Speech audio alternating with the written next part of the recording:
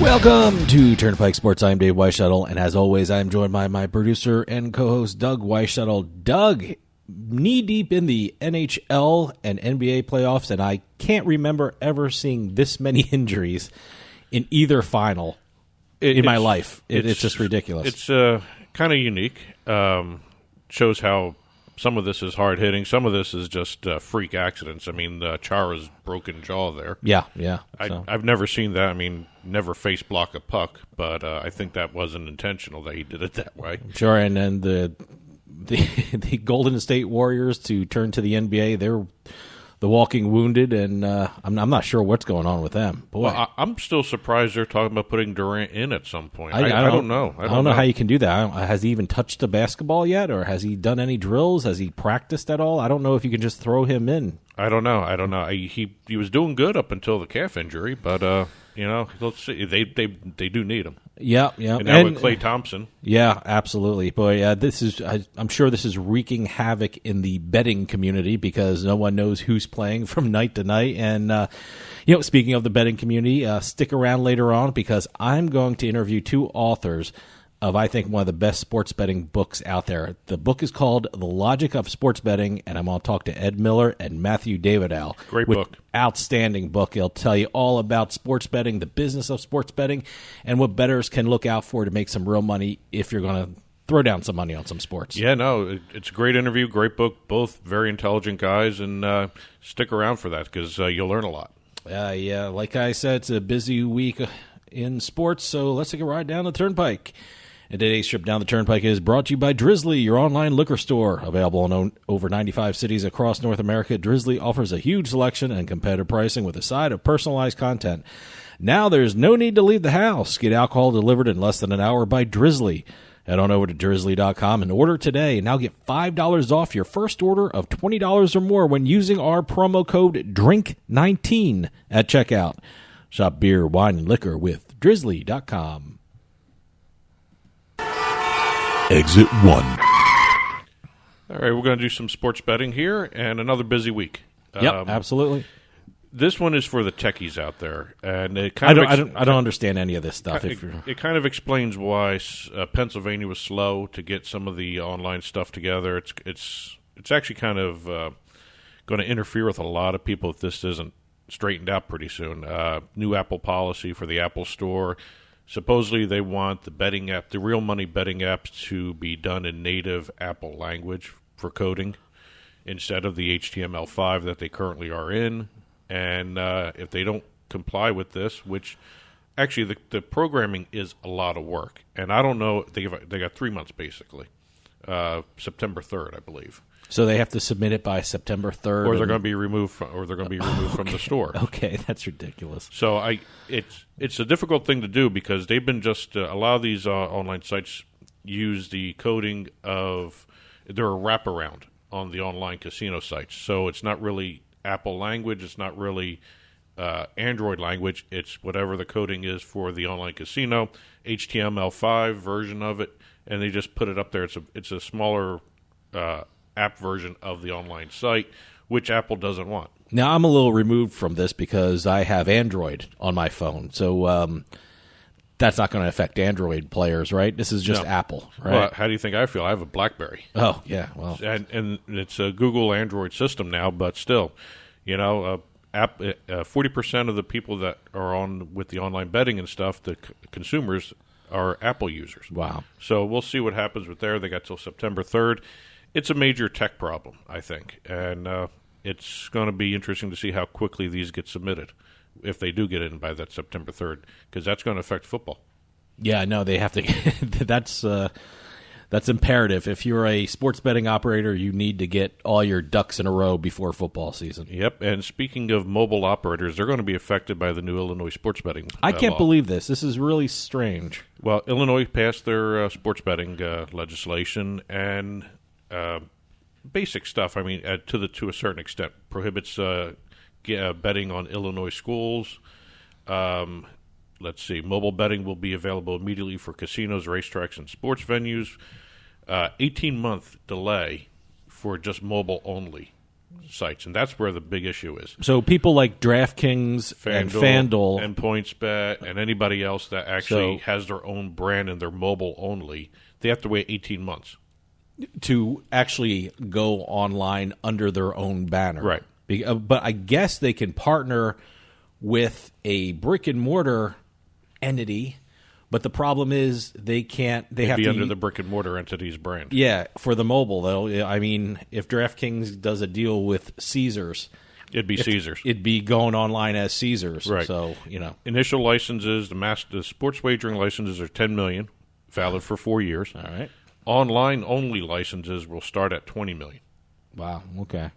And what's interesting about this bill, and I think it's going to be fun to watch what happens here in a certain segment of the sports areas, it's going to allow sports facilities with a seating capacity of over 17,000 to apply for a master sports wagering license, which allows them to offer, which will allow the facilities to offer sports betting within a 5-block radius of the venue. So, I mean, theoretically, we'll be able to see sports betting kiosks at Soldiers Field. Tellers.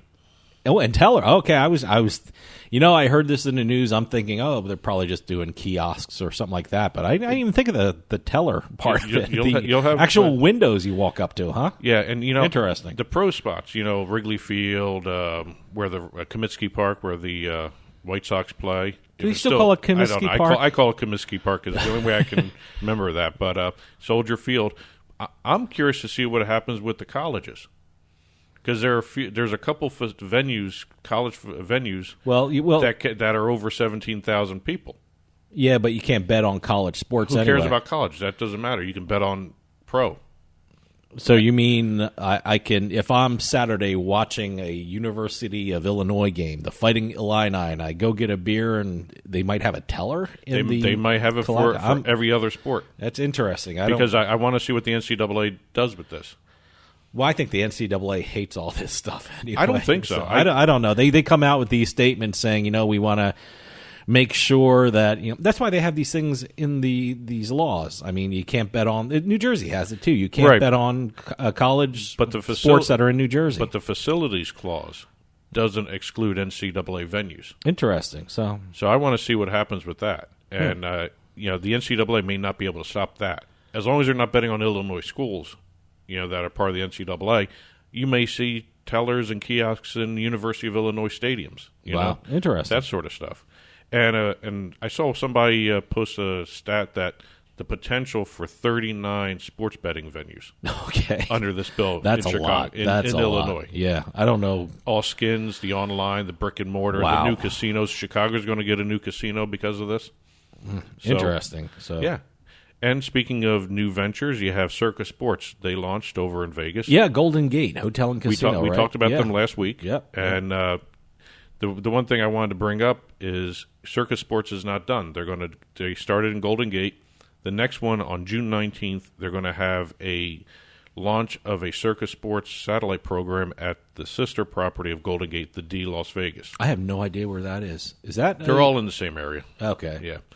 They're all owned by Derek Stevens. Now I know there's going to be an outdoor one, right? When is that? That's coming December 2020. Oh, okay. So Stadium style. Okay, so we're over a year and a half away. Well, that's going to be in the brand new place called the Circa, or Circa. It's going to be an actual brand of a casino and sports book. So Circa is going to be built. I would love to see that, an outdoor sports book. I mean, it's something you can't do in the Northeast, but unless you have a retractable roof, I guess so. But no, it's something pretty cool. The renderings are amazing for the big stadium style sports book with the big LED screen and everything. Going to be the biggest one. So it'll be fun to watch what happens there. Two legislations coming down the road here. Ohio is considering a bill that's going to allow sports betting through the Ohio Lottery Commission. The interesting aspect of this bill is not only is it casinos and racinos, but you may see bowling alleys and bars. See, that'd be good. That'd be really cool. Bowling alleys and bars. Yeah, and also you're also looking at fraternal and veterans organizations may be included in the language for sports betting. Interesting. So there may be a little different twist in Ohio coming. in Massachusetts, you can play Keno as in bars. Yeah. You actually won $400 Playing Keno. during lunch. Yeah. So you know what? Why not sports bet in bars? I mean, if you're allowed Keno in bars, you should allow sports betting in bars. Well, you can also now maybe in Ohio go to the VFW. Yeah, that'd be bet good. there too. And Indiana, they're going to try and be very aggressive to launch their sports betting programs, I should say. Casinos, horse racing casinos, off-track betting facilities. They're going to start accepting applications July 1st, hoping for a September 1st launch of sports betting just in time for football. Wow, that's quick. Yeah. That's a quick turnaround. I don't know if they can do it. I don't think so. That's really fast. Yeah, and the one thing regarding the mobile aspect of this, because mobile is key for looks like everything now. I mean, look at New Jersey. New Jersey's 80% mobile. Yeah, over 80%. I think it was 81% or something like that. Right now, Indiana is going to be requiring people to do in-person signups for mobile. See, it sucks. Yeah, I mean, that's going to be a little difficult for a lot of people, but we'll watch what happens. I don't know if they're going to hit that September 1st deadline or goal or whatever they want to call it, but it'll be fun to see exactly how aggressive they really are in this. And last but not least, because I'm a huge fan of metal music, not the current metal music, the 80s stuff that was actually pretty cool, not the like grunge type crap that's out there now. Metal Casino has launched its own sportsbook with Gaming Innovation Group. Where is this now? This is UK. Oh, okay. All right. It's an online casino. Their spokesperson is Ozzy Osbourne. Okay. It's all the the 80s metals bands, everything else. They even have their own currency. You know, this Bitcoin stuff, they have Met coins. You know, metal, Met, M-E-T. Okay. Met coins. All right. You can buy tickets to concerts. You can buy customized merchandise in their merchandising room. And you can also arrange to meet up with some of the metal bands. Okay. Either online or, in person at a concert, that sort of thing. I just figured that was kind of a unique little It is very thing. unique. Exit 2. Okay, over in the eSports world, we got a couple interesting little things happening. Microsoft has partnered with Cloud9 to bring what they're terming sports analytics to the Cloud9 eSports team. Analytics to eSports. I guess. They're trying to make what's Are they going gearing on up with the sports betting. Are they gearing up for betting on this? Well, that's going to be the key. Yeah, eSports is going to grow by leaps and bounds without betting, but imagine what happens when it does have betting attached to it. I guess so. But Microsoft is going to be working with Cloud9. They're going to be doing eye tracking, reaction time measurement, hand-eye coordination measurement. When you say eye tracking, what they're seeing on the screen. your actual eyeball. Yeah. They're going to be. Okay. They have tech that can actually track where I know you're there's looking. eye gaming, and I just thought that was when you said eye tracking. No, but they're going to be doing Cloud9 players, biometric data from the players, and they're going to compare it to the video game content that they're actually playing while they're taking the data. When you're saying biometric, I mean what I just said, eye tracking, heart all rate that stuff. Oh my God! And they're also going to be doing it for their opponents during the contests. Wow! So Cloud9 is going to have both their own and their opponents' data to actually see exactly how people react to playing certain games in certain situations. So this is going to be interesting to watch. This is an interesting development, and Microsoft it's the first one where it's a game publisher that's doing this. And a lot of people have an eyebrow raised as to maybe this is an unfair advantage for Cloud9 to have the publisher actually doing this for them on their games. Well, hey, it's good for if they can make the deal. It's Yep. why not? And coming up this summer, we have Full Sail. Last week we talked about Full Sail University. Yeah, this is the second week I'm hearing Full Sail University. The Last Fortress. week I didn't even know where it was. It's in Florida, right? Well, they built their esports arena, the Fortress, and right off the bat, they have the NBA 2K League coming in. Well, just to backtrack from last week, the Fortress is the biggest esports arena on a college campus, right? Am I getting that right? A $6 million, 11,000 square foot esports arena, seating more than 500 with high-tech monitors and video production equipment. NBA 2K is coming in. They're going to be doing a tournament that's going to have a $180,000 prize pool. Wow. Okay. Yeah. So, and this is the first time NBA 2K is having a tournament in Florida. It's also the only second time it's being hosted outside of New York. Oh, okay. So this is a big deal for Full Sail University, but it's also a big deal for Central Florida and Florida to have a NBA 2K event. And last but not least, for eSports this week, Formula One, the F1 New Balance eSports Series. This year we'll have Ferrari participating in it. So Ferrari is going to be do I call them a sponsor? No, they have a team. They have a team. Oh, wow. Okay. They didn't have a team last year. Every other major company that runs an F1 Grand Prix racing team had a team. It had an esports team, except Ferrari. Now, when they're doing esports, I remember growing up, there was this video game in the arcades where you actually sit down and you sit behind the wheel of a simulated car. Is this what we're talking about here, or is this? I don't know if they have the wheel, the steering wheel. I think they have the controllers. Okay. Because depending on the game, I know some of these car games that mix in racing as well as they combine it with soccer, where you have to score a goal with the car. Other ones have really? Other ones have weapons on the car. It's like a duel. That's a little too much for me. That's when I was growing up, I could barely keep that thing on the road. Now, you're kicking soccer balls with a car and having weapons, huh? Well, this is where your biometric data comes in. Yeah, my biometric data would be off the chart because I'd be off the road. Exit 3.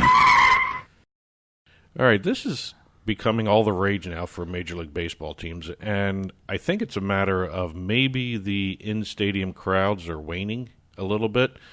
Earlier this year, in May, we had the Minnesota Twins doing what they called a ticket flash sale, home ticket flash sale. That's right. Yeah, I was trying to think.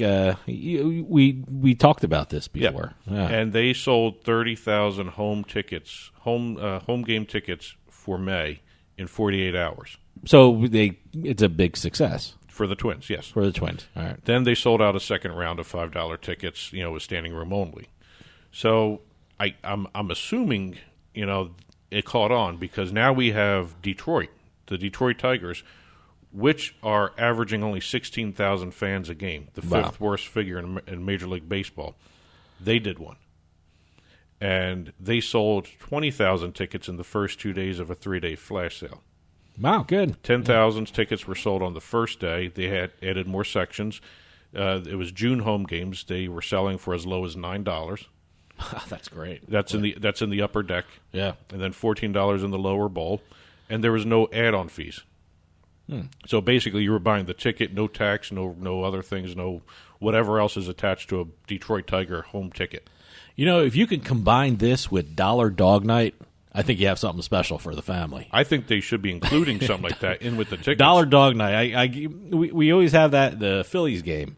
I don't think they do it with the Yankees or the Mets. You'll see that the more. Phillies do a lot of Dollar Dog Nights. Well, you'll see that more in minor league games now too, more so than the professional leagues. The MLB should take a cue from the minor league teams with their promotions. They have some of the greatest promotions. Yeah, and it helped them sell the home games for June. I don't know if it's going to do anything for the rest of the season. Like I said, Detroit has the fifth worst attendance figure in Major League Baseball.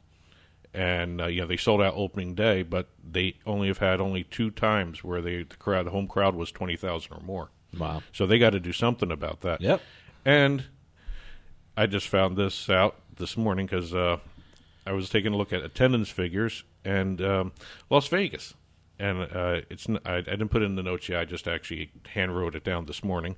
The Las Vegas Aviators, which is the minor league team, right? Of Oakland A's. That's why I didn't know whether it was they're a AAA affiliate of the Oakland A's. Okay. They lead the minor leagues in both attendance through the first 28 games, 268,000 fans, and also they have the best average attendance per game, 9,600 people per game. Well, let me tell you something. Vegas is becoming a great sports city, and baseball should take note of that. Let me tell you something about the Aviators. You're not going to have a rain out in Vegas. It rarely rains there. You're always going to have clear skies. Yeah, so you know what? Rainouts aren't a problem. So when you buy a ticket, they're probably going to have. They've had 22 sellouts. Yeah, and like I said, they've been averaging 9,600 people per game. Yeah, that's better than the Miami Marlins, the professional, major league team. Miami Marlins have had 9,500 people per game, so they're outpacing a major league team. Well, hey, it's a good place in Vegas to bring the kids. You're not going to bring them to a casino. You're going to bring them to a ball game. So And good for them. And just so to round out that story, the Lehigh Valley Iron Pigs. Yeah, they're the Phillies farm team. They're second to the Aviators in overall attendance. Really good for them. Well, there goes my weather theory because it's really crappy out. It's in Reading. No, wait, it's not Reading. Lehigh Valley. Lehigh Valley. Yeah, no, it's they get some rain there. And the Charlotte Knights. Okay. They're second in the people per game attendance. Average attendance per game to the Aviators, and the Knights are the AAA affiliate of the White Sox. Okay. So I thought that was kind of interesting that Detroit's having this trouble. Miami's having a huge amount of attendance problems. I don't know why. I mean, I guess people don't want to go see a baseball game down in Florida anymore.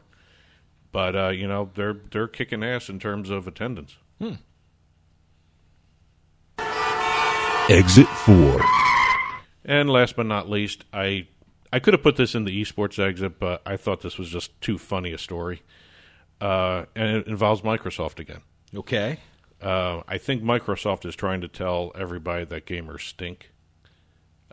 They have just launched a line of how can I put this? Body products. All right, like Body spray, like deodorant, shower gel, all that right. stuff. This is Xbox themed. I don't even know what that means. Well, Xbox is owned by Microsoft. I understand that, but I don't. I mean, Well, what does an Xbox smell like? I don't know. What does a gamer smell like? We won't know because they're covering up the smell. I guess. I mean, I guess they didn't think Cheetos was actually a good scent for a body wash. Yeah, right. Hot Pockets. Yeah, exactly. They smell like Hot Pockets. But this is going to be in Australia and New Zealand only, and it's really really? Oh, okay. You can't get this. Not yet. Not okay. yet. This is it's really the Axe body products, body spray products, deodorant. Oh, so Axe is involved with it? Well, overseas, the Axe brand is Lynx.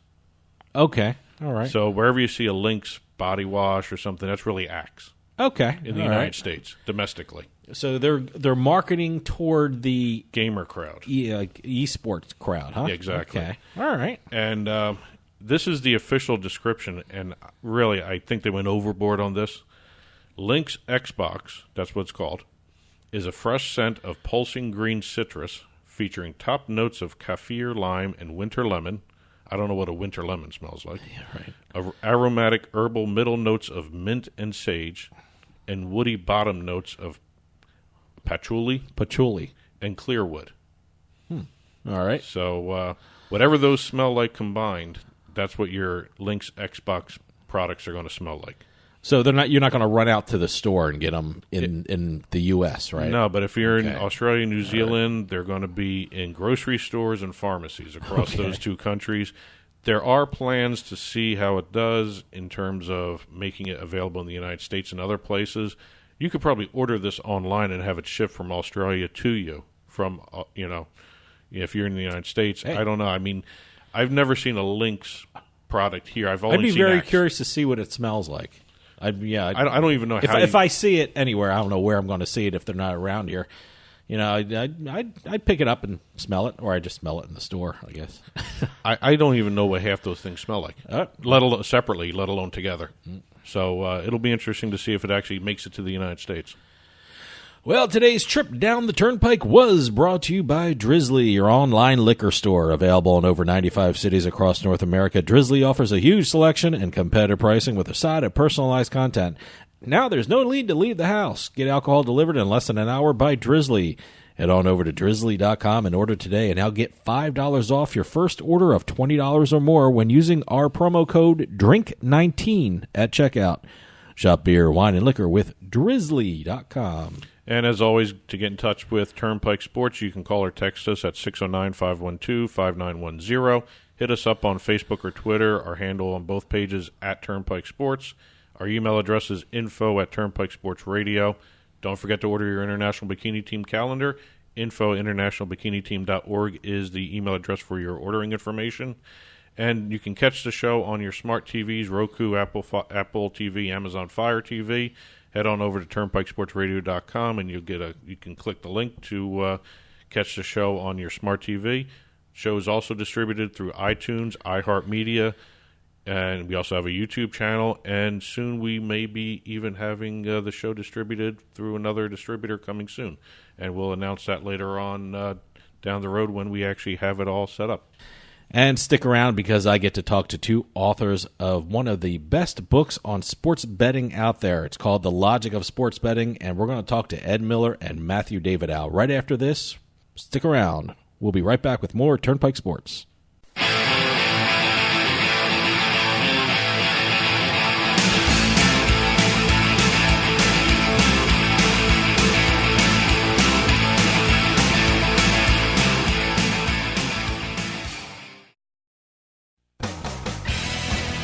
Hey, this is Dave Weishuttle from Turnpike Sports with this week's Bet Flash.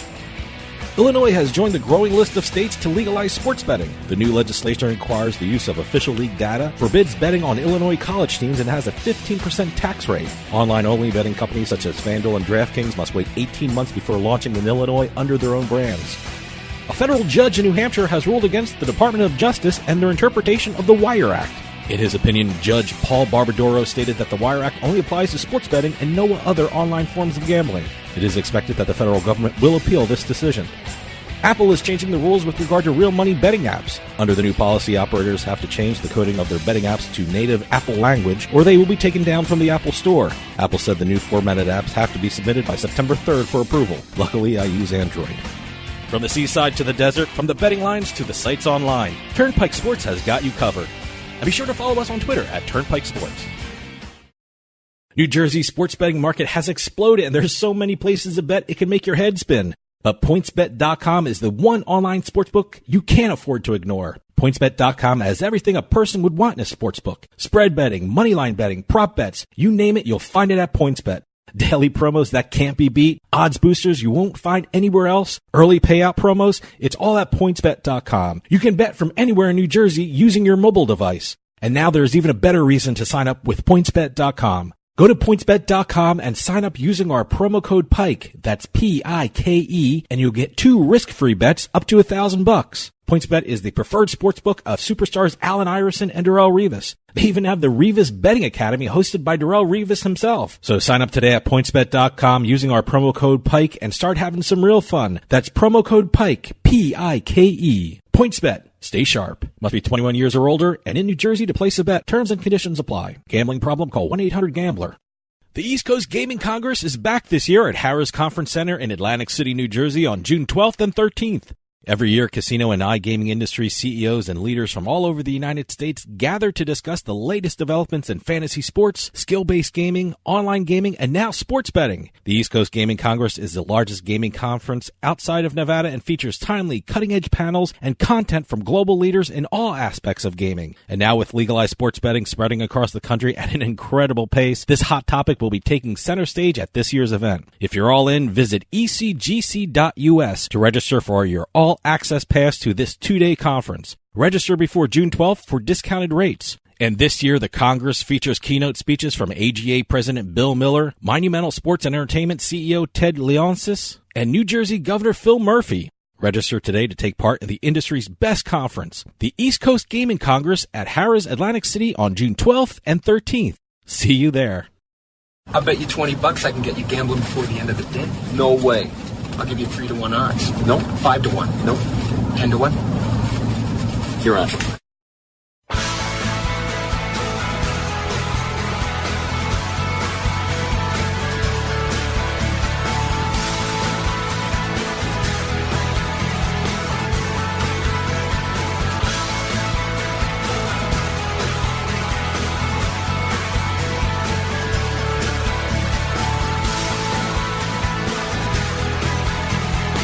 Welcome back to Turnpike Sports. You know, sports betting is becoming a huge business in this country with more and more people trying their hand at it every day. Hell, listeners can stick around for the commercial break and they'll probably hear a couple commercials for sports books. That's why I'm excited to talk to our next guests. They have written, in my opinion, one of the best books on sports betting out there today. It's called The Logic of Sports Betting, and we have both authors on today, Ed Miller and Matthew Davidow. Ed and Matthew, thanks for coming on. Hey, thank you so much for having us. I'm Ed. I'm Matt. Okay. Yeah, I got to tell you, I mean, I talked to you off air, and what a great book it is. I mean, what made you write this book about sports betting? I know both of you have a background in poker. What is so interesting about sports betting that inspired you to write The Logic of Sports Betting? So Matt and I have, Matt's been involved in sports for a long time, well over a decade. And I got involved. I kind of transitioned my efforts from poker to sports in about 2015. I first got into it with Daily Fantasy, and then I met Matt, or reconnected with Matt shortly thereafter, and we decided to start working on sports modeling stuff full time at that point. There's just so much misinformation out there, I think, and when people think about sports betting, they think about a narrative, and this team's going to beat that team, or this is the sharp side today, and there's a lot more to it that we find fascinating, and we were hoping to share that. You know, as I said, more and more people are trying their hand at sports betting, and I love how you started off the book on how people should view the idea of placing a bet. I know a lot of people just think it's them against a sports book, but that's not really the case, is it?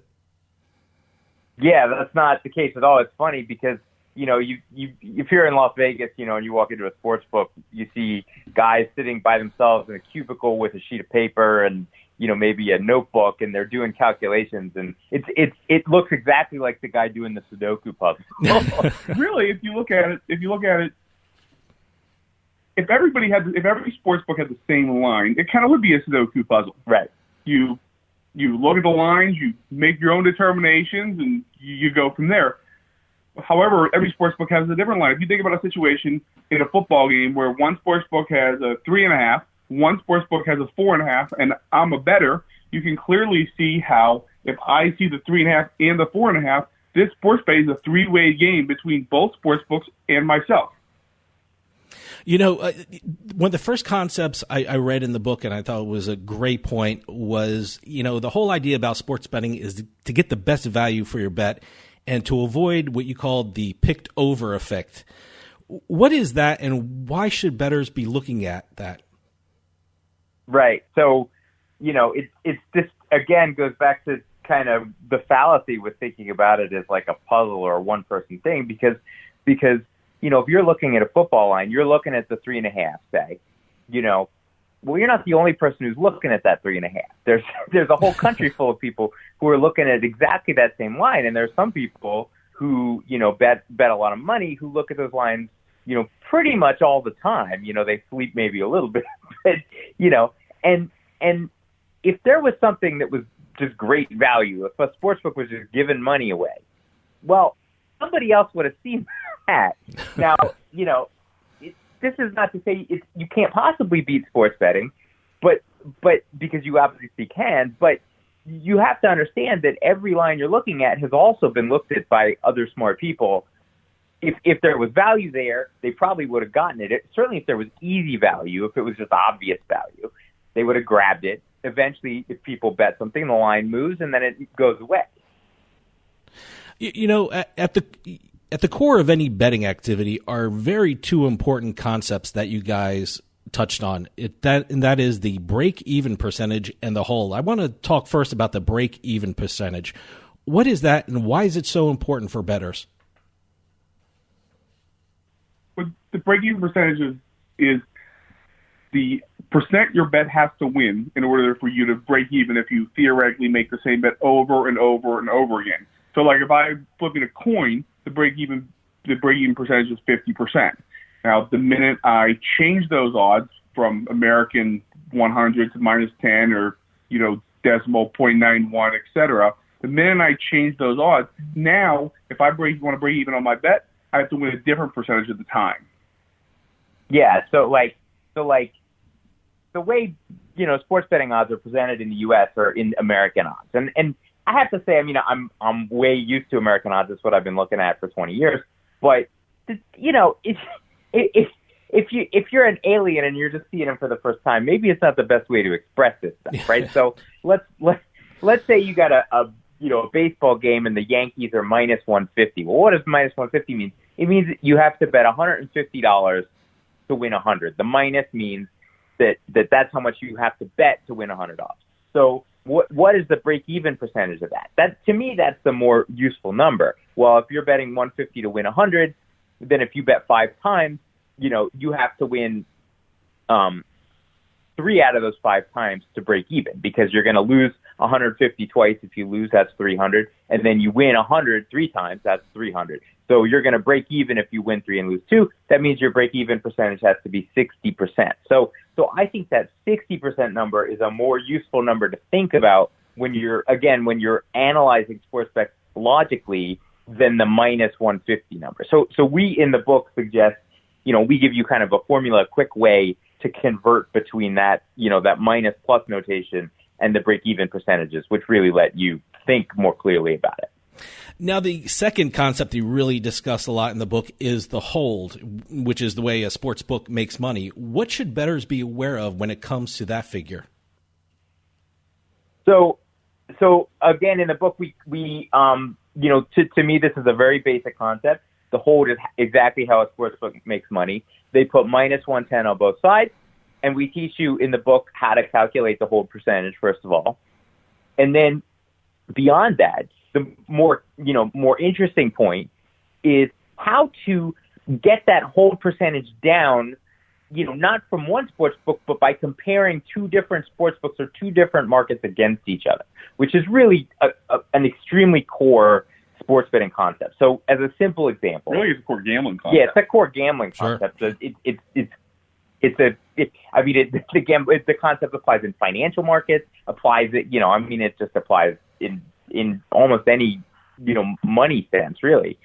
But let's say you have, 2 sports books, and they both have the Yankees-Red Sox game. And at one sports book, the Yankees are minus 150 and the Red Sox are plus 140.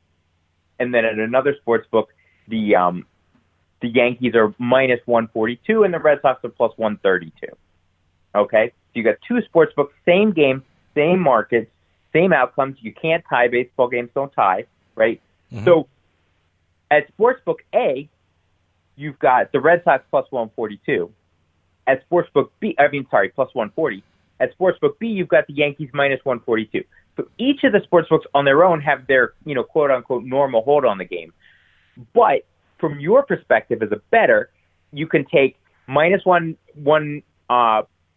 140 at one book or minus 142 at the other book. To you, it just looks like a market that's only 2 cents, plus 140 minus 142, which means you've taken that hold, that the hold that the sportsbook has on it, and you've cut it by like 80%, basically. To simplify, would you rather play a line that was minus 1, pick a side between minus 142 and minus 132, or minus 142 and plus 140?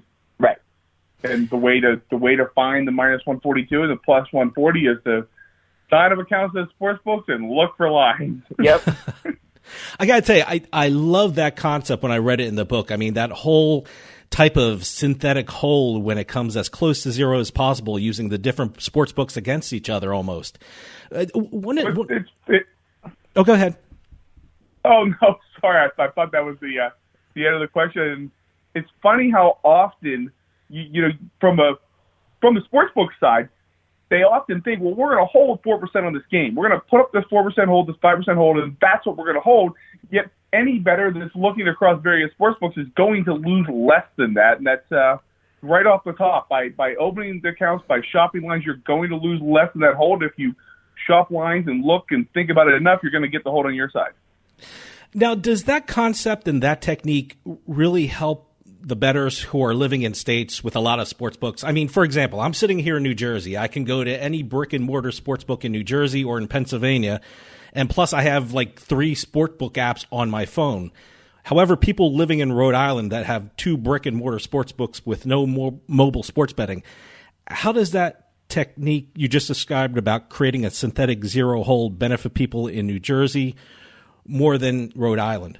Well, it's interesting you ask, because obviously in New Jersey, you're blessed with many options. You're currently blessed with a lot of marketing dollars being thrown at bettors and many lines. You can sit at your house, you can look at the lines, you can choose the best ones.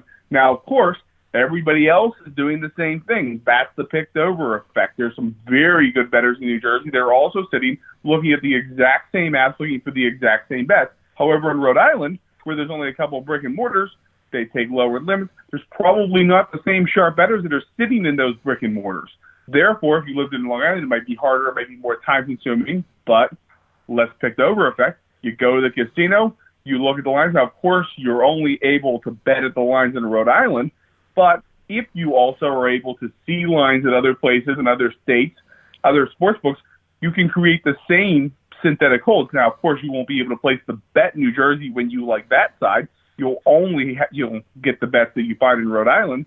But if you take the same concept and you only play the bets that you would take in Rhode Island, you'll actually end up doing better than at the sharper places in New Jersey when you're competing with the best of the best. Yeah, because the key, the sort of interesting idea there, I think, is so I agree, obviously, completely. So on one hand, the competition in New Jersey really helps bettors because obviously there's so many different options, and it gives you more ability to get those holds down. On the other hand, as Matt pointed out, there's also a lot of competition from the bettor side. And sometimes you can find, the road less traveled sometimes can be profitable too. But the interesting idea, I think, is that you don't actually have to be able to bet both sides. It's useful information to know that someone somewhere is taking money on a bet at a certain number because, and this is a more general sports betting concept. Anytime anyone is willing to actually bet real money on something, that's useful information. And that's information that you can use to your advantage, even if you're sitting in Rhode Island and you can't actually accept the bet yourself. A great example of a Rhode Island, the type of example. I have a friend who lives in Mississippi, and which is a similar situation to Rhode Island. I think it's changing, but at least for now, it's only brick and mortar. There's no mobile, and some of the places are somewhat independent and run by some of the smaller operators. And he was able to go to one of the brick and mortars, sit there, wait for the halftimes of the college basketball games, and they were actually using a European basketball model that had the totals to where there was more points in the first half of their college basketball games. So these things were like 5 and 6 points off of other sports books across the world. He just bet about 500 a game throughout the season and ended up making a solid six figures, and that's something that would never happen at an app in New Jersey where someone could be sitting on their couch at home, seeing the same thing, picking off the same numbers. The fact that he lived in a small place in Mississippi where he had to go to a place where not many people were to get this was the same reason the numbers were so. I mean, he was playing into a synthetic hold that was in his favor of like 10%. Right. One of the questions we get from our listeners regarding sports betting is where do these numbers and odds come from? And I think the great thing about your book, The Logic of Sports Betting, is you pull the curtain open on this industry and explain why the numbers are what they are. Can you explain the difference in market-making sportsbook versus retail sportsbooks? Because I think it's a really important distinction that you made in your book. Well, I think years ago there was a guy in the Man of Vegas, a legend named Bob Martin, and he was, I considered the sharpest better, and that's where the term the Vegas line comes from. It was basically his line. Well, of course, that was, years before Internet. Today, everybody shares information. The information gets shared often within seconds. Therefore, it doesn't take one person setting lines in one place and then people asking what lines it is. Everybody, the entire planet of sports fans is participating in this process. Ed? Yeah. So the market making process is just the simple idea that I think a lot of people have about bookmaking is you put up a line, you take a bet, and you move the line, right? And you do that enough times. Okay, I put up pick'em. Someone wants to bet on Alabama. Okay, I move the line to Alabama -1. Someone wants to bet on Alabama again. Okay, I move the line to Alabama -2. And I just keep going until people stop wanting to bet one side overwhelmingly and start to want to bet either side. And now I've found a pretty good line. So that's the concept of market making. It's called price discovery. Again, this concept applies in financial markets and all sorts of things. So the thing is, though, that not everyone is going to have, you need some sort of betting liquidity, for lack of a better word. You need enough bettors who are interested in the market to make a market like that. Well, what happens if you want to put a lineup for a game where, you don't really have, hundreds of bettors in your market interested in betting? You only have a few, but you want to put a lineup for them. So an example I often give is think about Australian rules football, right? So in New Jersey, I'm sure there are some Australian people who want to bet Australian rules football, but really there probably aren't that many. And whereas in Australia, the whole country wants to bet on Australian rules football. So you got a sports book based in Australia. They can easily do the market making process. They can put up a line, they can take bets, they can move the bets on action, and they're going to find a good line. If you're in New Jersey and you want to put up a line on Australian rules football, what are you going to do? You're going to copy the sportsbook's line in Australia, right? So they did the work. They found a good line. And now you just say, okay, well, that's a good line. Let me just put that up and offer it to my bettors. Now, and that's what we call the retail process. That's where we're saying, okay, we're just going to let our customers bet, basically buy a bet from us on Australian rules football at the prevailing price that we know about.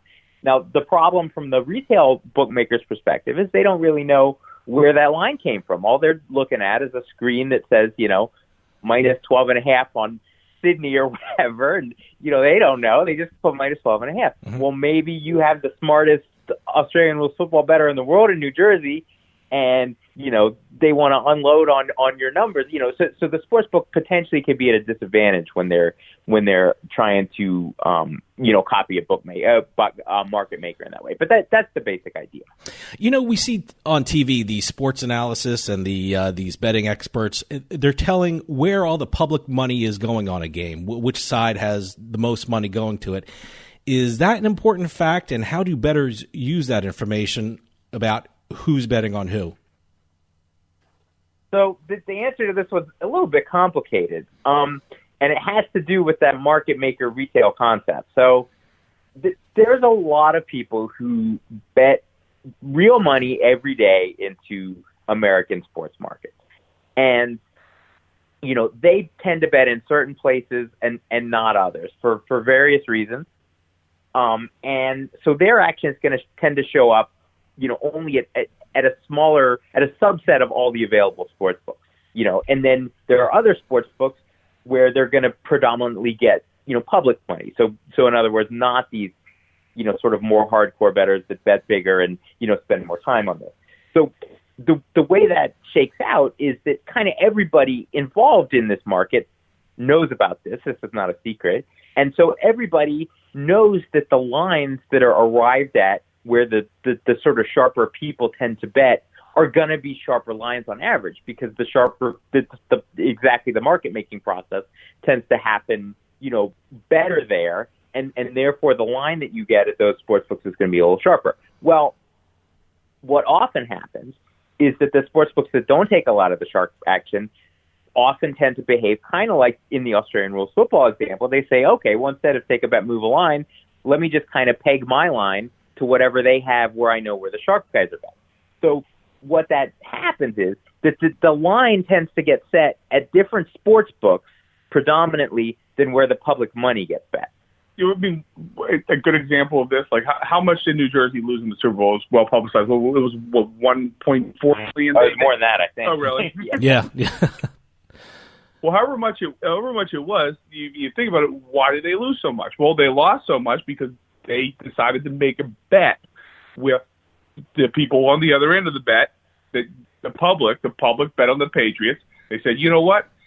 Instead of moving the line, trying to take action on the other side, we're just going to hold this and hope that the Rams cover +3. I'm not saying it's a bad strategy. It's in fact a good strategy. It happens every day across every market and every sport by the same sportsbooks. They're not balancing this action. They're simply holding the action they think is good, hoping that their side will win the game or cover the game enough of the time, which obviously they mostly do. And therefore, for the most part, as a bettor, we don't really see the public money moving the line. And if you think about it, the Super Bowl line moved some. Well, yeah, they had, like you said, much more than 1.4 million, bet on the side. If you take a run-of-the-mill, even NFL game, the game on Sunday afternoon, there's a lot less action in the game. They're not moving the line on the public action on that game. Yeah, they'd rather gamble against the public than kind of in their mind they're giving some of their their EV back. Well, they are. Yeah, exactly. No, exactly. Look at it from their perspective. For sure. I'm not saying they're making a mistake at all. I think they're making a very logical business decision. But the reality from the bettor's perspective is, well, if the sportsbook doesn't move the line, then you can't bet against the public because they didn't move the line, right? So that's kind of the idea. Yeah. I got to tell you, the one concept that I loved in your book, The Logic of Sports Betting, you guys make the great point that in order to find good bets, a bettor should attack a sports book when they are vulnerable and avoid betting into a sports book's strengths. What are some of the strengths and weaknesses of a sports book that a bettor should be aware of? So In play. yeah, in play. So in play is a big one. I mean, this is a big one that's coming. So I got to tell you, it's huge in New Jersey. That everyone's talking about in play betting in Jersey. So it's such a big issue. The strongest lines are these ones that get tons of market making, where there's tons of time. Everyone can look at the lines. Everyone can take a bet. The more this picked up, the more all these processes. More writing stories about the information. Right. Everyone's sharing in the process of making the line. Right. So the lines that get made that way end up being the strongest lines. Your NFL size and totals, your NBA size and totals. All those big numbers everyone talks about. All the bets that are smaller, that fewer people are talking about, fewer people are looking at. Maybe there's less time. Here's a great example. The other night, Game 2 of the NBA Finals, the line was up for 3 days. Means the same two teams playing anyway. Everybody's talking about the game. Everyone's analyzing the game. There's so much thought and money. There's bets both ways. I think the line closed. It was about Toronto 2.5.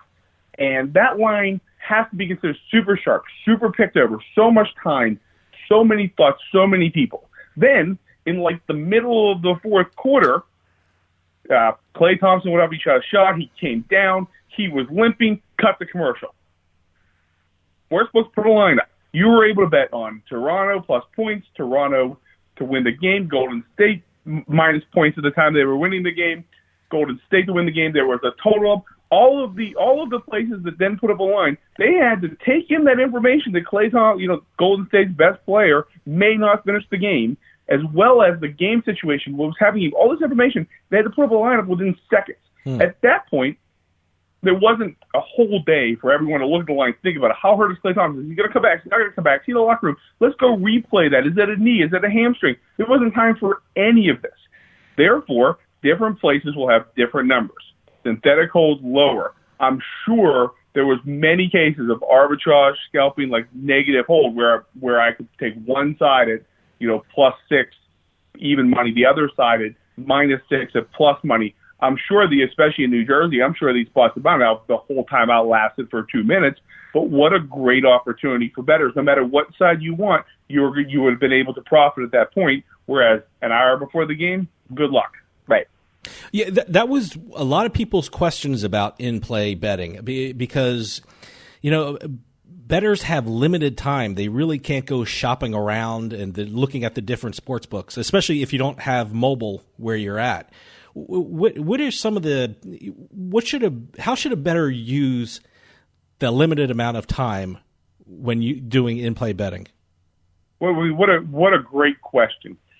The way I would look at it is I would take, if I have mobile, I do in Nevada, I'll look at a couple of sports books that, will accept, the action, and I'll look at those lines. If I'm in a brick and mortar, like your Rhode Island, suggestion, I'll look at the Rhode Island line. Now, what I would do is I would compare the line in the brick and mortar in Rhode Island, or even the Nevada sports. I would compare that line to any other lines I can happen to see. And as more places come online and more information gets distributed, that I think will be a little easier. But you simply look at the places you can actually play at, and go from there. As a matter of fact, this feels like a shameless plug, but we're launching our company in the fall. We'll have free to use in-play odds throughout American sports on our website. Wow, so that's great. I'll tell you what to do in September. Look at our line, look at your sports book, decide which one is sharper. If there's a negative synthetic hold and you think that you like our side, well, bet the other side. Right. Yeah, our website's going to be deckprismsports.com, deck, D-E-C-K, prismsports.com. And yeah, as Matt said, our company is we're going to supply lines to sports books, but also, at least in the meantime and possibly indefinitely, we plan to also publish a lot of our lines on on our website. More than anything, we're trying to raise the water level. Yeah, exactly. Same with the book. We think more information for everyone, bettors, operators, regulators, lawmakers, everyone, the better. That's kind of where we're at, and that's the approach we're taking. Now, like I said, you have an amazing book here, and I think the amount of information. I've been a gaming lawyer for 25 years, and I learned so much from reading this book. It's just fantastic. But I want to ask you something. A lot of bettors are familiar with the point spreads and the money lines, and what you guys call related markets. I mean, are they the places where bettors find the most value, or you think it's the derivative markets like prop bets and future bets where bettors can really do well and find good bets? Well, so when we say related market, we really are just talking about two markets where, the price is logically related to one another. So one related market might be, Toronto's chance to win game one and Toronto's chance to win the series. Obviously, those are related, right? The more likely Toronto is to win game one, the more likely they are to win the series. Also, there's bets within the game one. Toronto to win game one, Toronto to win the first half of game one. Obviously, if they win the first half, they're more likely to win the game. First quarter, even some props can be related. What is the Kawhi Leonard over prop is probably related to Toronto winning the game. All that kind of stuff. Basically, any two bets that you can think, how are these related? If one wins, is one more likely to win, and vice versa? Those are related markets. Usually, this is a spot that takes math. If you want to compare related markets, no matter what, you have to use some level of math. An example of this, I was actually asked yesterday. I was telling somebody how much I like the Toronto Raptors in general in the series versus Golden State. The person I was talking to said, "Oh, well, then you must have bet the Raptors for the series." Well, no, as a matter of fact, I didn't. The reason being, I used math to compare the game lines that I saw. My ideas for the game lines would be later in the series, and I used them to compare that to the series price. I have an Excel spreadsheet with if statements. Again, this is a couple levels higher, but I used the math, compared the lines, and determined that actually I was better off betting the Raptors in the games rather than the Raptors for the entire series. You guys made a really interesting point about future bets. Can you talk a little bit about future bets, and is that a place where bettors right now can find real value? Sure. So the futures bets are kind of a double-edged sword, and this is sort of a timely question because in some ways this is I think what Jeopardy James has been doing a little bit, in his sports betting career. So. Futures bets are multi-way bets, obviously. You can bet on, any of 30, 32 teams to win the championship, 15 to win the pennant or whatever it is. So the way sportsbooks treat multi-way bets is they add more hold to the market. So instead of having like a 4% hold market like you'd have on a two-way market, you have like a 15, 20, sometimes even more percent hold on these futures markets. Now, you might be, the sort of, first level thinking is, oh, well, that hold is crazy. It's hard to beat a 4%. I'm not even going to think about a 15%. But that's actually not quite the right way to think about them because they're actually much, much harder for the sports book to price as well because now instead of trying to get like basically one number right, which is what they're trying to do on a two-way market, they're trying to get 15 independent numbers right. These numbers are all related to each other, and it's sort of the shape of a distribution. It turns out to be a much harder problem for the sports books, and they miss things all the time. So it's also not always on the top of their list of things to do. So let's say there's a champ. I mean, this happens at baseball. Let's say one team goes on a 10-game winning streak. Well, their chance of winning the pennant might have gone up by quite a bit. The sportsbook might be a little bit behind on that. They might not, maybe the team's still not in first place. They're not now leading. They're just, more likely than they used to be. They went up from 0.5% to, 3 or 4% chance to win the pennant. But that futures price is still stuck at, 1% maybe. All of a sudden it went from a bad bet to a really good bet, and no one was even paying attention. What do you guys think about parlay betting? Everyone seems that I talk to likes to bet parlays. What should bettors be looking for when they're looking to bet a parlay, or are they even smart to do? Should you stay away from them? I love betting parlays, and I think parlays are a great tool, whether you're a recreational bettor that's expecting to lose the full hold, or someone who's trying to cut into that holder to even win. One of the things to remember with parlays that I think sometimes people forget is you're actually betting more money than it seems. And we explained this in the book, but to make it really simple, how often do you hear about the guy who's bet a 10-team parlay, an 11-team parlay, he's down to his final leg, he's going to win $100,000. All of a sudden, the last thing he wants is this bet on this game. When he bet his original $50 or $100, he didn't realize that in the permutation of the first 9 winning, he was actually going to end up with $50,000 bet on the Monday Night Football game. What should he have done if he wanted to hedge? Well, probably simply bet a 9-team parlay instead of a 10-team parlay. And again, this is not saying it's wrong in any way, just that you have to think about how much you're actually betting when you bet a parlay. Yeah, and this is, I think, kind of a key point surrounding parlays. Is that, people talk about them on the industry side. They say, oh, parlays are a big moneymaker for the house. They hold 30% on the parlay. But what is really happening is, when you bet a $50 parlay, as Matt said, you're not really betting $50. You're betting, the equivalent of $500, on a 10-leg parlay, or $450, because, if you win the first bet, you double it, you bet again, and you double it, and you bet again. And we've all seen what happens when you double over and over again, is numbers get really big. So, it's that's really, I think, the key concept is, that you're actually betting more money. And once you understand that, I think, the ways to use parlays to, be in a bettor's favor, start to fall out from that observation. People sitting in states with lots of sports books are constantly bombarded by books offering like bonus deposits, odd boosts, rebates. I know one book in Jersey is saying that if you get 3 legs of a 4-leg parlay right, you don't lose any money. Is there some real value for bettors in these promotions, or do you really have to examine these closely to see if there's value there? So, obviously you have to examine them. You have to think about them. Sure. The ones I've seen, a lot of them have been very attractive. I've seen a lot that I've been like, wow, that's a really good deal. Now, they don't give away the store. If they let's say they boost an odds on a baseball game from, they're in New Jersey and they want to boost the Yankees, and the Yankees are minus 200, and they say, okay, we'll make them minus 150. Well, if you're moving a line from minus 200 to minus 150, that's just giving money away, because that's enough of a move that you're for sure going to be able to create a synthetic market with some other sports book where this is a profitable opportunity one way or the other. So a lot of them I see are really great deals like that, but that doesn't mean every deal they offer is a great deal. You have to kind of look at them and think about, well, what are they really offering? How good is this deal?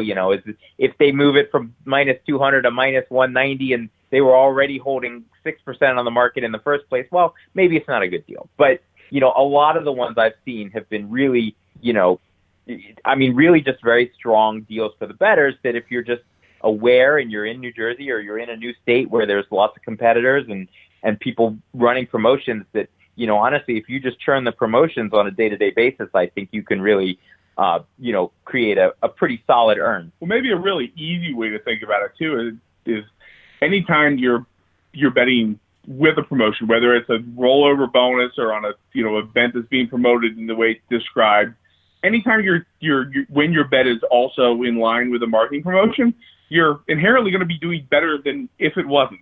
Right.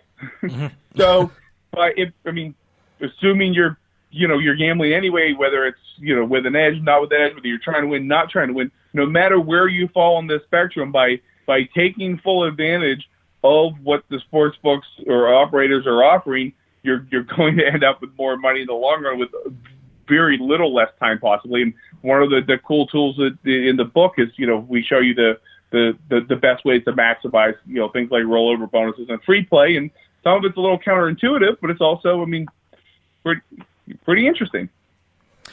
Ed and Matthew, we're running out of time, and we just scratched the surface of what's in your great book, but I want to make sure you tell people where they can get The Logic of Sports Betting. Sure. So again, yeah, as you said, the book's called The Logic of Sports Betting. It's available at Amazon in Kindle and paperback format currently. And we don't have audiobook yet, but we're working on it. But Kindle and paperback is available right now at Amazon.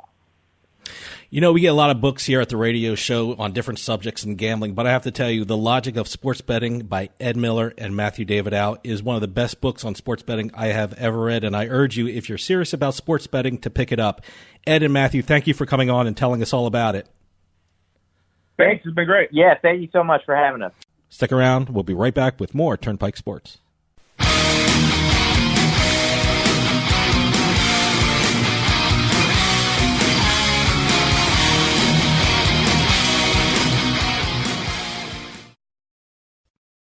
Free stuff is awesome, but free stuff that will spice up your bedroom is even better. Just go to adamandeve.com and select almost any one item for 50% off, and then we'll load on the free stuff. Just enter this very exclusive code, BABE16 at checkout, and you'll get 10 tantalizing free gifts, including a sexy item for him, a special toy for her, and a third item you'll both enjoy.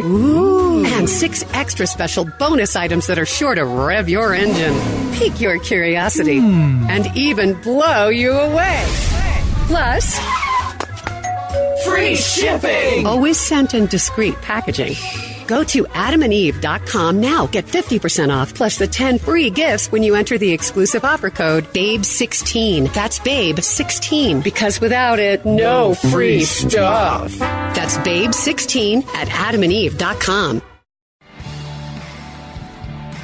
When it comes to online sports betting, PlaySugarHouse.com offers players one of the best experiences in the state of New Jersey. PlaySugarHouse.com offers millions of betting options on the sports you love. They offer live in-game betting on sporting events worldwide, moneyline bets, point spreads, prop bets, play-by-play bets, and many more. All at PlaySugarHouse.com, your new home for sports betting in New Jersey. Take advantage of one of their 12 easy deposit methods to get in on all the action. And now, when you sign up at PlaySugarHouse.com using our promo code PIKE, they'll match your first deposit up to $250. More bets, better odds at PlaySugarHouse.com. Sign up today at PlaySugarHouse.com and don't forget to use our promo code PIKE to take advantage of their first deposit match up to $250. Must be 21 years or older and in New Jersey to place a bet. Terms and conditions apply. Gambling problem? Call 1-800-GAMBLER.